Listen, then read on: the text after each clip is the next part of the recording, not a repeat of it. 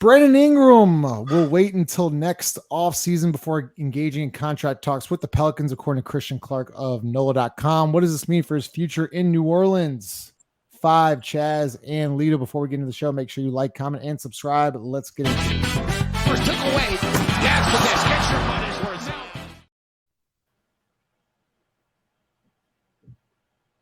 Muted. Oh, am I good now? Am I good? Okay. Here we go. Christian Clark comes out with an article today, 5, talking about, and look, I agree with the way Christian reported it, and I also kind of agree with Brandon in the way he's, doing his business, right? So today comes out saying that basically Brandon Ingram's not going to talk about contract extensions until next offseason, next summer. Do you think that's a smart move for Brandon here? To wait this year, kind of bet on himself like he did in 2019, and basically say I'm betting on myself and looking to get a bag next offseason. Hell yeah, he'd be stupid not to. At this point, he's already waited, right? I mean, he has an opportunity if he makes all NBA, let's say third team, like that number jumps up significantly, right? Like, okay, perfect.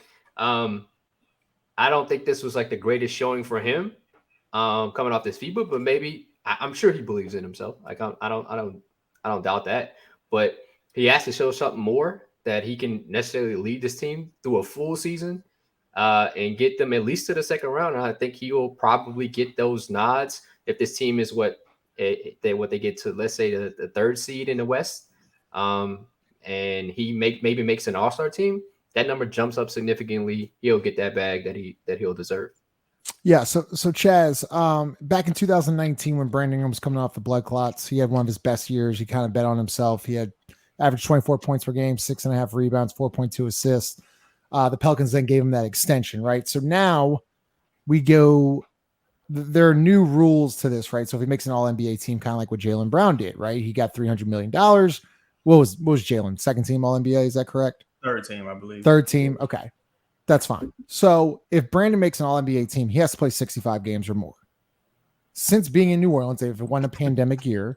He's never played 65 games until his rookie year. So he played 72 with the Lakers. And then since then, he's played, in the last 2 years, he's played 55 and 45 games. So as you have said all offseason, Chaz, this is a huge year for him. Can he, 1, play 65 or more games, and 2, can he play at an all-NBA level? Before I answer those questions, I want to say today is Tupac's death anniversary. So I have on this bandana. So rest in peace to the immortal Tupac Shakur. And secondly, while we're speaking of people who have since passed, I want to play this if you guys can grant me a moment.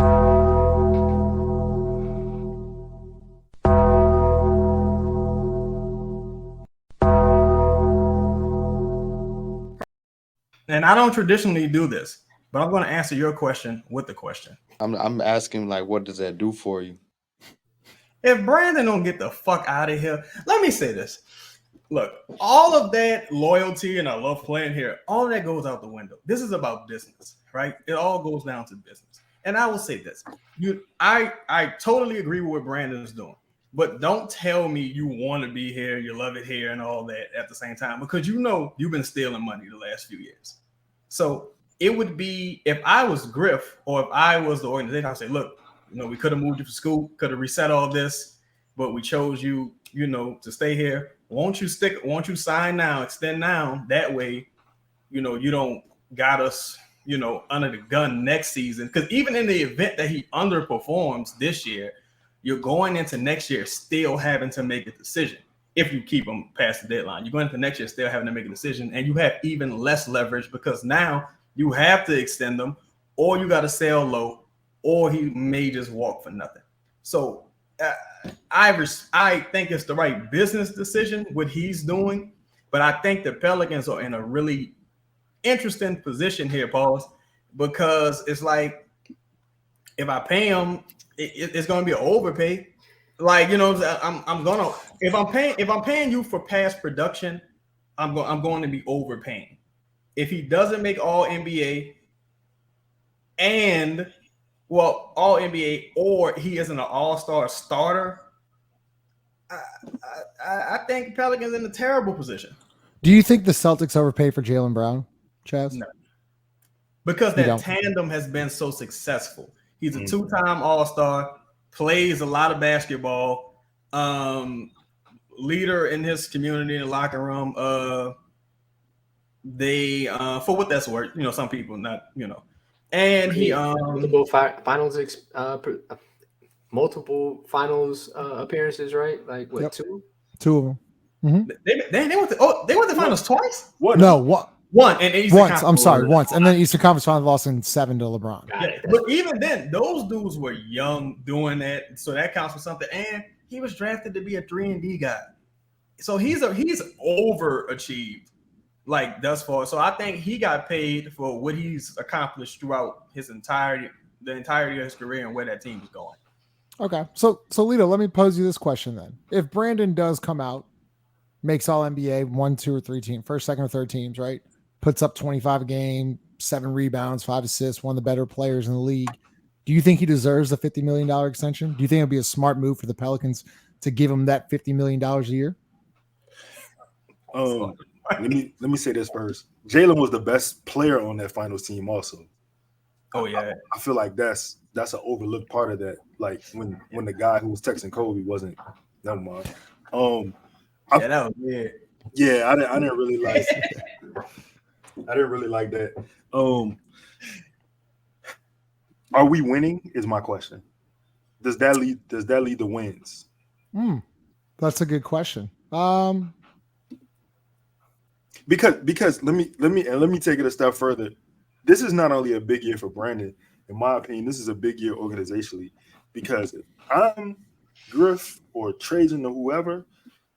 After this is what, year 4 together or year 5 together? 5. After this season, if this shit is not successful, one of them has to go.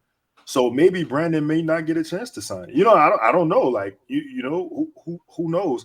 Personally, do I feel like he's worth $300 million?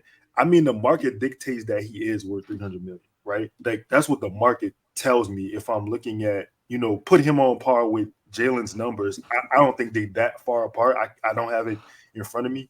But I think that like you eventually gonna have to pay him. He has the talent, right? It's just staying on the floor. Now you ask me this question: do I think he go play 65 games? No. Why? I mean, what does history tell you? But in 2019, I think that was the most games ever played in a Pelicans uniform, and he produced an all-star level stat line. How many games did he play? 62. 62, and it was a shortened season, correct? Yeah, it was during the pandemic. It was short about what, like 15 games or something. Yeah, so he probably gets. I mean, how many games did they play in the bubble? 8.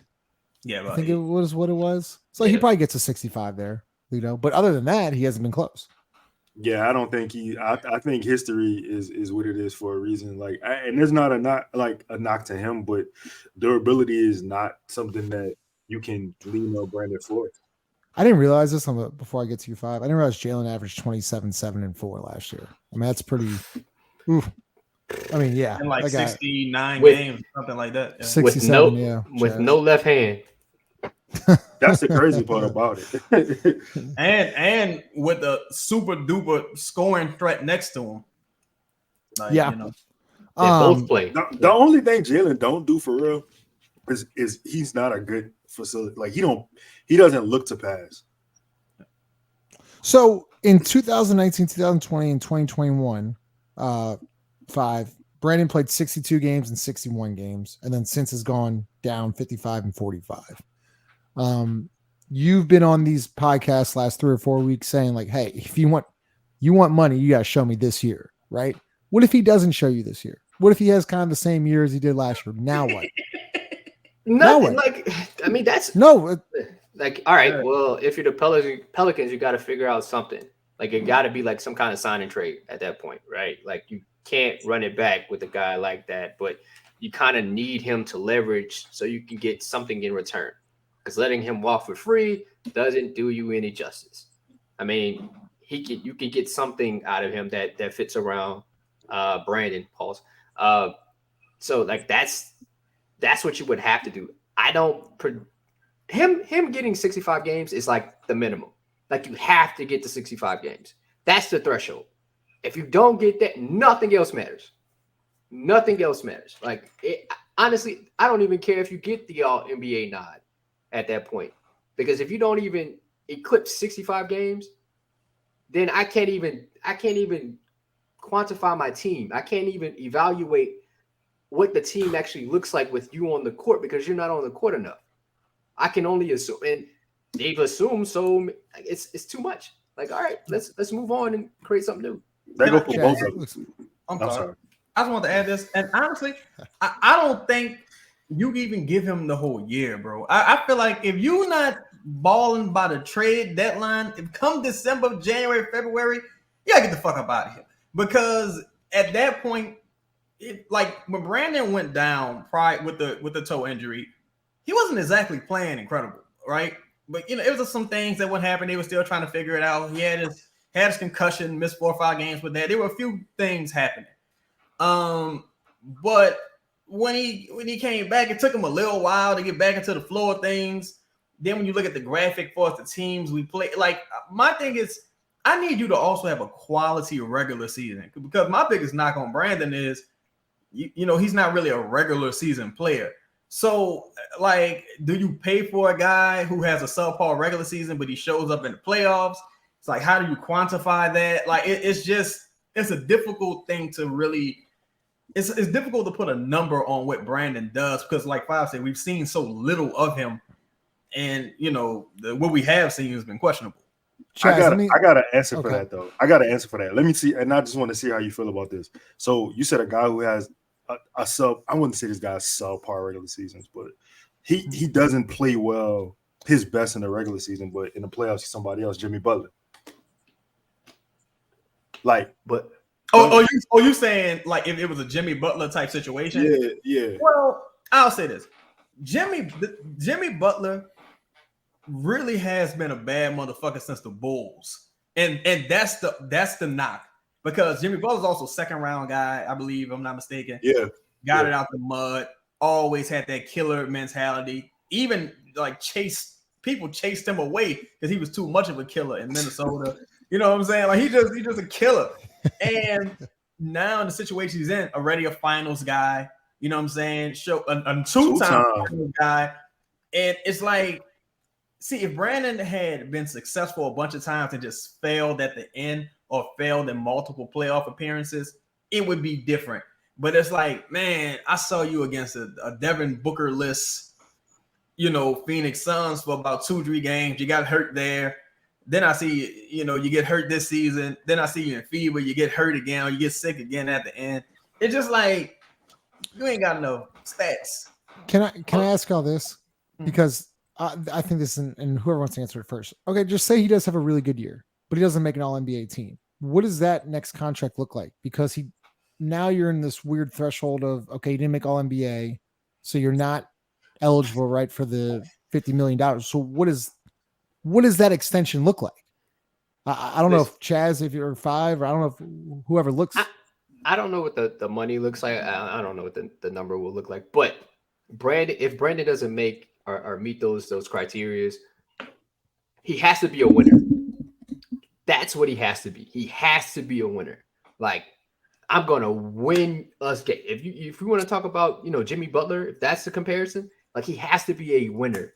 He has to be able to elevate his game when the team needs him the most. Like, it's crunch time because the Pelicans are going to be in games where it's going to be a 5-point window with 4 minutes left. Can you will your team to wins? Can you do that? Because if you can't, then it doesn't even matter. They shouldn't even be having this conversation.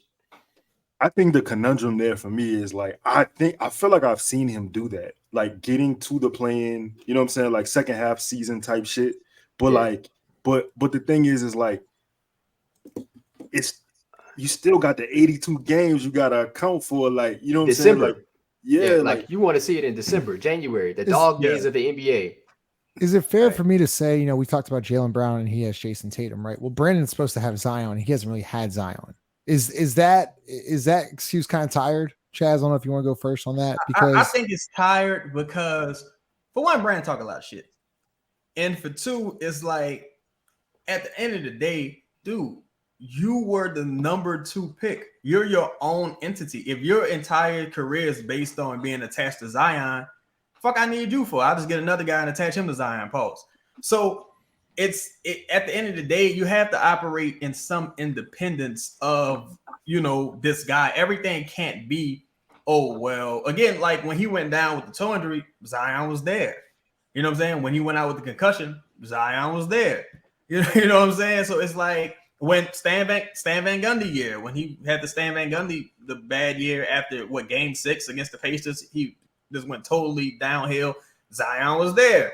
So at a certain point, it's like, well, if everything's dependent upon Zion, what I need you for?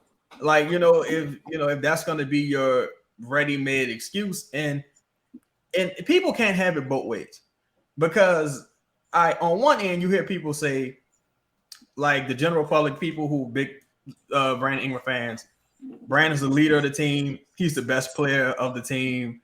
Brandon's one of the best players in the NBA. But then on the other hand, like, he can't do shit without Zion.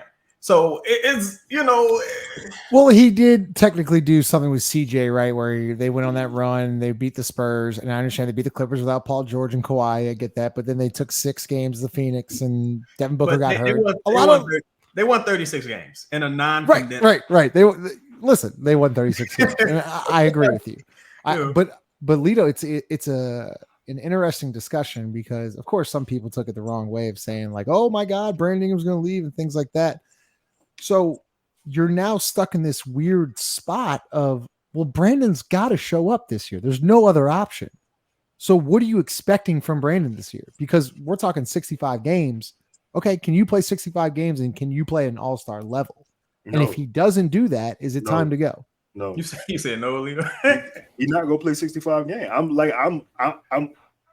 again, like, if that's the bar, I don't think he's. And you're a big Brandon Ingram guy. I love B.I. It's my dog, but I'm not about to sit up here and say he's durable. Like we've seen that, and again, I feel the same way about the other guy. He ain't gonna play 65 games either. Like, you know what I'm saying? At this point, like, they just gonna have to show me different. All I know is what I know. I know what I've seen. So I'm sorry, you were saying, like, do I keep him if he doesn't play 65 games or well, not? I mean, be if he all plays NBA? less than if he's not 65, he's not all-NBA, and you're in this final year of his contract, like, what do you do? If I feel like this, if he doesn't play 65 games. And the team, well, shit, Trey hurt now. I was about to say the team step up. You've seen the team step up, and we're winning. We're playing winning basketball. You know what I'm saying? Like, he got us to a particular place, and we were able to maintain that without him. Then, like, sure, but like man, the problem is this man missed 30 games. This other man gonna miss 45 games. Like, you can't continue to do that. Again, for me, this season is, if there is no success. When I say success, I mean like second round of the playoffs, right? If we don't get that, one of them has to go. Can I go with a question? I'm sorry. Go ahead, Chance. In the 5 and Eric. If Brandon Ingram was a free agent from another team, right? Let's say we know everything we know about him right now. Would you offer him a max free agent contract? No. What does that look like? What's the? Well, right now he's eligible for a 3-year. Let's just say $40 million a year. Let's just say $40 million a year. 40 mil. All right. Am I in New Orleans where I don't get a lot of free agents?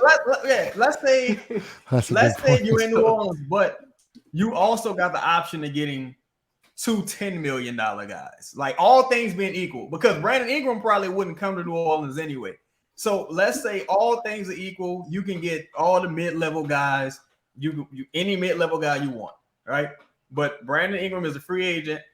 you got a max contract right here, and you can give it to Brandon Ingram. You know everything you know now about Brandon Ingram. Would you do it? Would anybody here do it? Fuck. I mean, we also gave Kyle Lowry $30 million over 4 years. Yeah, that worked out.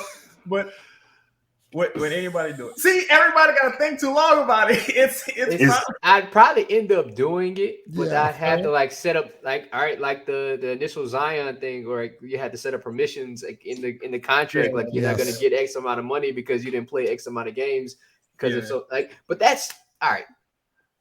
That's my problem. Yeah, it's like the level, the bar is so fucking low. Yeah, we asking a dude we want to give a max contract. Can you play 65 fucking games? That's stupid, bro. That is stupid. Like that I don't know. Like, what are we? That's where we're about? at right now. That's how crazy it is. All right. Yeah. Hopefully he plays 65 games. Hopefully he proves everybody wrong. Please prove everybody wrong. I hope, like, bro, every time you make a free throw, every time you make a bucket, they play the stupid song. Money.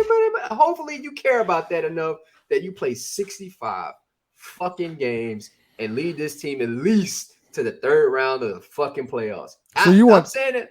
Yeah, I say. So you want Western Conference Finals? Hell yeah! But you want max money? I need max production because one, you owe me money. You owe me money.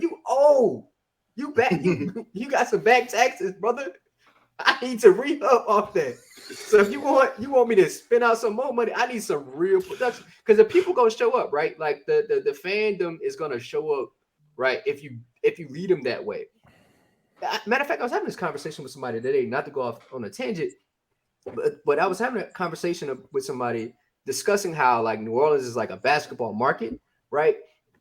They're like top 10 for the last 20 years in viewership of basketball games. And you're like, well, but they don't show up to Pelicans game because they hate watching bad basketball. Like, I don't want to spend my money on something that isn't a good product. Improve the product, people will show up and they will support it. Me and Chad were talking about this before. You go on one run and win a chip in this city, it's over. People are still celebrating the Saints Super Bowl win. Dog. They're still celebrating. Go ahead, Lito. No, you said you still celebrating. I'm still celebrating. You know what I liken it to, bro? I still got my T-shirt. I liken it to this. Right now, the Brandon and Zion, the only piece Zion got is that two-time All-Star when he does play, he's the tide that lifts all boats, and he fucked up on his rookie contract. He ain't fuck up on the max contract yet. So that's the only bail he gets. But it's like you move to a new city with this woman, right? No, I mean this respectfully to Brandon. Motherfucker, take how you want to take. But you move to a new city with this woman, right? And she cheats on you. But you didn't cut off your family for this girl. You didn't passed up drafting a new girl. Like there's all type of things just so you can stay with this chick. And she cheating on you, she beats you, she do all kind of stuff, right? And now you too embarrassed to go home because not like with the Pelicans, they can't just move on from Brandon, like in their mind. Because like, what'd you get for AD? I got Dyson Daniels. I got Herb Jones. I got Herb Jones. I had Jackson Hayes. Got Satoransky. I got the ghost of CJ Past. No, Satoransky. Yeah, I guess for Lonzo, you got Satoransky. It's like, I got Garrett Temple. Like, in hindsight, that trade looks so bad if Brandon doesn't work out. So I totally understand the reluctance to move on from Brandon and you got to give him every opportunity to succeed. But it's like, bro, your peers kind of just like passed you by. Like, it's bad. Like, Siakam got a ring. Murray got a ring. Jalen went to the finals, and here you are, first round playoff guy. Yeah. Okay, this podcast is sponsored by the Birdsall Law Firm, the official injury lawyers of Pro Pels Talk, located at 918 Poitras Street by the Superdome. Give them a call at 504-523-5413 if you or someone you know has been involved in an accident. Birdsall Law Firm, the official injury lawyers of Pro Pels Talk. All right, about 7 to 10 minutes in this segment. Just some unfortunate news going on with KPJ of the Houston Rockets. Five, I know you want to touch on this subject, but a lot of just bad things going on with him, and thoughts and prayers to it's a hard subject to talk about. But Five, I know you wanted to say a couple things, so Yeah, go ahead. Because us here at Boo Crew, we don't condone domestic violence at all. Nah. No, we don't stand for that. But the fact that it comes across to the NBA, I don't want to get into like the legality of it. I don't know for sure. Nothing has necessarily things have been reported, but nothing's been confirmed. But hopefully that young woman gets some help that she'll need. But the part that really pisses me off is the Houston Rockets had to have known about this. They had to have known about incidents happening because it doesn't get that bad off rip. Well, the rarity of it, the idea of it doesn't get that bad initially. Something had happened probably before. I mean, KPJ has had incidents happen since college, first year of the NBA, and continuously. And he's been given chance after chance. Hopefully, this is the last chance that he's ever going to get to play basketball in the NBA. So I think the Rockets, the organization, has to be held accountable also for their part in this. Because maybe if they would have done something, it never would have got to this point. Maybe if they would have, held him accountable. I'm not placing all of the blame on them. I'm just saying, just the fact that it's the NBA and this team, like that organization had to have known. And maybe I'm not expecting the young guys that they have in the locker room to stand up for a young one. It's hard to kind of do that. Maybe they had like some real vets. Maybe that would have occurred. But asking some guys that's in the same age group as him to stand up for a woman that they don't know, it's hard to do that. I'm just saying maybe the people in the front office of the Rockets need to be held somewhat accountable for incidents that occur like this. Yeah, and there's also a report saying a couple of years ago that a couple of Rockets players were out, and I don't know where they were out, but they're out of a club, and he took the laptop of a DJ and just completely smashed it on the floor, destroyed, tearing up the place, and that's according to JT Gatlin. But clearly, there's been things going on, right? Yeah, I don't want to get to the point where it's like the smear campaign. Like the fact that we didn't know about that a couple of years ago is that. Yeah, I just think you're gonna start seeing more of these leak. And wait. Like if we would have known about things like this, maybe it doesn't get to this point. Maybe I'm not saying that it doesn't, but like if you hold him accountable, then that's not normal behavior, right? Yeah. That's not normal. All that is complicit. Like if you holding secrets and shit like that, like you complicit. I just want to say fuck him. Like that's basically how I feel about it. Like he's a bitch. I feel like, you know what I'm saying? Like he if that'd have been my sister or that'd have been my cousin, you know what I'm saying? Like he wouldn't have had a chance to go to jail. Wouldn't be no trial. Like, man, fuck that. We you know what I'm saying? But the thing about it is I do feel like the Rockets are complicit in the simple fact that like his behavior got him to the Rockets, right? And you saw how he acted with Steven Silas. You saw how he acted with, you know what I'm saying? Like it's been multiple, like I see in-game shit. You saw the little bullshit he tried to pull with Jose last year. Like he's a fucking dickhead. Like he doesn't deserve another chance in the NBA.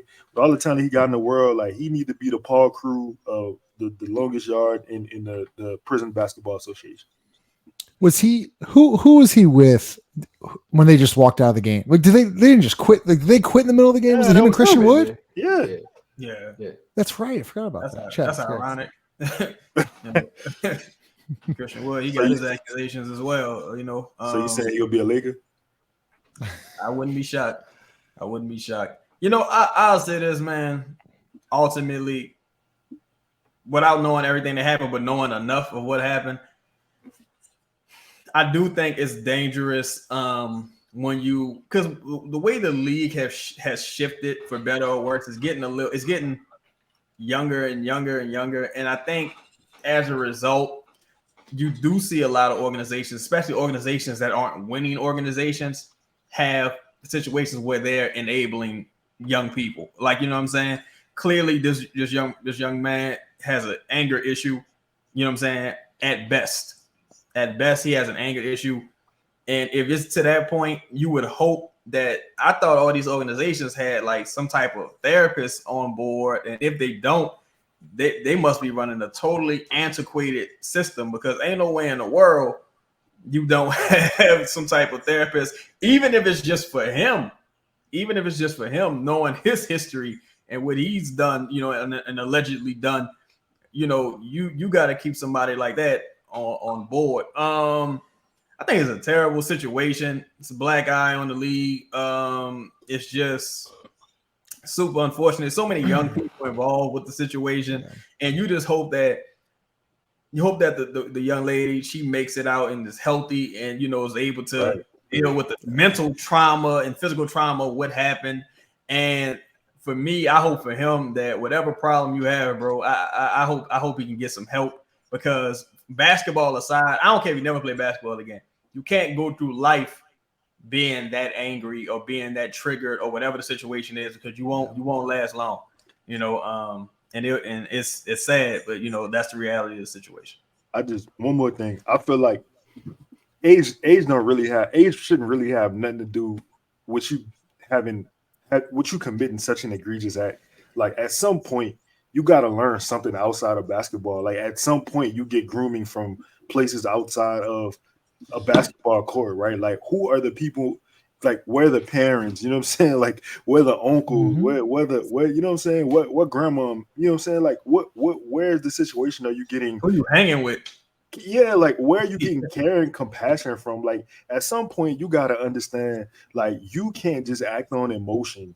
You gotta base your situations on logic. You just because you get angry at something. And the crazy part is, like, let's say she was cheating. So the fuck what? The game is the game. Like, okay, like, she cheated on you. Move the fuck on. Do something, bro. Like, you wild like that? Hey, Lito, to that point, that's my last thing. Like, nothing that girl could have done should have made you like that. There's like pundits on Twitter and Instagram and comments talking about, yeah, she might have been cheating on him. I probably would have did the same thing. Like, wait, what? Like, that's the route we're gonna take. Like, it don't matter. Like, if you in that game, right? The game that we kind of referring to, bro, you know what it is. Like, if it happens to you, bro, you in the game. The game is not fair. It's not just like, it's never gonna be fair. And if you living like that, bro, it's just gonna it happens to the best of us. Yeah. You gotta just move on. It's like, bro, at the end of the day, walk away. Like, you could potentially get angry enough to throw her life away. You just threw your life away. Yeah. I'm sure you take care of a bunch of people. Just walk away. Just go. You just got $84 million. Yeah, I know, and obviously we don't know what's true and what's not true, but just hearing some of the reports saying, she was sleeping when this happened, and then just beating her up until she got in the hallway, she's bleeding, and it's just all around. It's really sad, is what it is. And thoughts and prayers for everybody just involved. And I think Adam Silver, like, I just don't see how this guy can be let back in the league. And then there's reports saying that the Rockets are looking to trade and attach assets. It's like, what?